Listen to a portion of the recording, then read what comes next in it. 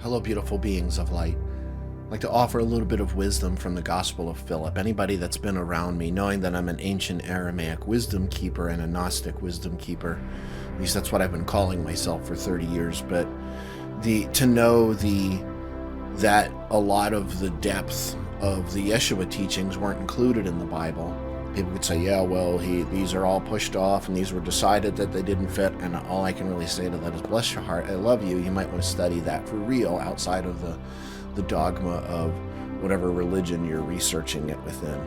But I wanted to mention Philip, which I use a lot in my Magdalene workshops, in the one-on-one mentoring when we're working to open up the ideas of Magdalene. I love it because, of course, this one, it's not what I'm focusing on in this, but this is the one that, of course, mentions Mary Magdalene, that there was three Marys, Magdalene, sister and mother, and it says Magdalene, who was called Yeshua's companion, who he used to kiss often on her. Usually the translations, actually almost always, they say mouth. But that's a misnomer because we don't know what the word was that was there. It was actually rubbed out to the point where it's almost broken out of the text.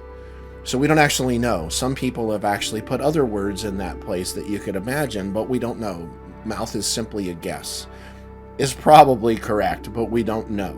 And so I don't write it down in that sense. But it says that the disciples said, "Why do you love her more than us?" And Yeshua says, when a blind man and one who sees are both together in darkness, they are no different from one another. However, when the light emerges, the one who sees will see the light. The one who is blind will remain in darkness. Nice.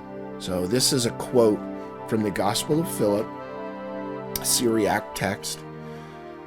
And what I'm going to do is, in this text it says Jesus. So what I'm going to do though is, and that's the way I would if I was reading it, but I'm going to change the word Jesus with Magdalene. Why? Not to change the text is what it is, but to actually offer a little bit of insight about this huge resurgence that we've had in the beauty of Magdalene and her essence and the beautiful, gorgeous grace, the tebuta, the loving kindness of her spirit and soul, and the fire of it as well, the fire.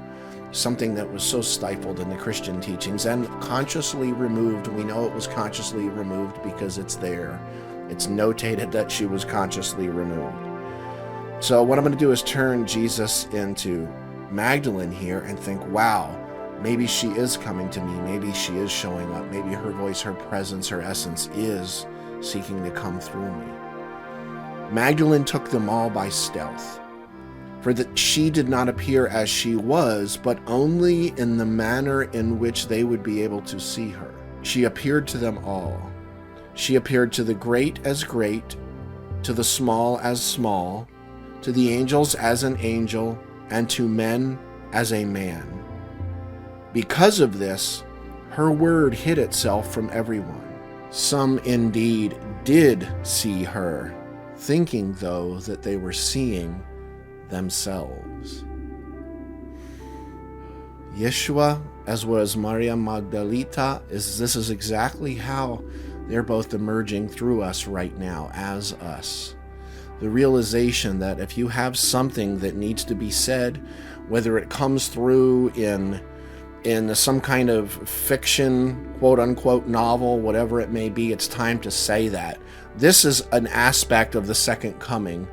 The second coming isn't in a physical person. It's not in a single dot on the map. It's coming through all of us. And she must be an exact 50-50 balance with he in order for this to work. Otherwise, it's not going to happen. I love you all so much. If you feel her call, follow. Because where she's leading you is deeper into the essence of who you are authentically. And that's love. I love you all so dearly.